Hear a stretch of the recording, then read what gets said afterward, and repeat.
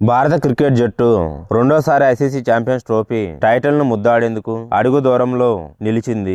ICC champions trophy 2025 ఫైనల్లో భారత్ అడుగుపెట్టింది. మంగళవారం దుబాయ్ వేదికగా జరిగిన తొలి సెమీఫైనల్లో ఆసీస్ ను 4 వికెట్ల తేడాతో వాడించిన టీమిండియా తమ ఫైనల్ బెర్త్ను ఖరారు చేసుకుంది.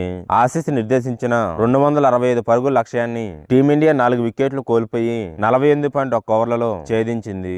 ఈ వీడియోను చూసే ముందు చిన్న రిక్వెస్ట్ అండి, వీడియోను లైక్ చేసి మీ సపోర్ట్ ని తెలియజేయండి. మొదటిసారి మన ఛానల్ ను చూస్తున్నట్లయితే సబ్స్క్రైబ్ చేసుకుని పక్కనే ఉన్న బెల్ ఐకాన్ ని ఆన్ చేసుకోండి. కాగా భారత్ విజయంలో విరాట్ కోహ్లీ కీలక పాత్ర పోషించాడు. అద్భుతమైన ఇన్నింగ్స్ ఆడిన కోహ్లీ తన 52వ వన్డే సెంచరీ చేసే అవకాశాన్ని కోల్పోయాడు. 98 బంతుల్లో 5 ఫోర్ల సాయంతో 84 పరుగులు చేసిన కోహ్లీ జంపా బౌలింగ్ లో భారీ షాట్ కు ప్రయత్నించాడు.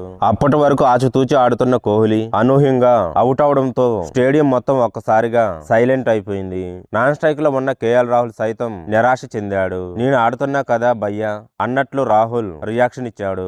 అయితే దీనిపై మ్యాచ్ అనంతరం రాహుల్ స్పందించాడు. నేను క్రిజులోకి వచ్చాక 10-12 బంతులు ఆడాక కోహ్లీ వద్దకు వెళ్లి కాసేపు మాట్లాడాను. ఆఖరు వరకు క్రిజులోనే ఉండాలని తనకు చెప్పాను. నేను రిస్క్ తీసుకొని షాట్లు ఆడతాను, ఏదో ఒక ఓవర్ లో టార్గెట్ చేస్తానని చెప్పా. ఎందుకంటే ఆ సమయంలో మాకు ఓవర్ కు 6 పరుగులు మాత్రమే అవసరం. కానీ వికెట్ పై ఓవర్ కు 8 పరుగులు సులువుగా సాధించవచ్చు అనిపించింది. ఓవర్ కు ఒక బౌండరీ వచ్చినా చాలు కాబట్టి ఆ రిస్క్ నేను తీసుకుంటూ నీవు కేవలం స్ట్రైక్ రొటేట్ చేస్తే చాలని చెప్పాను.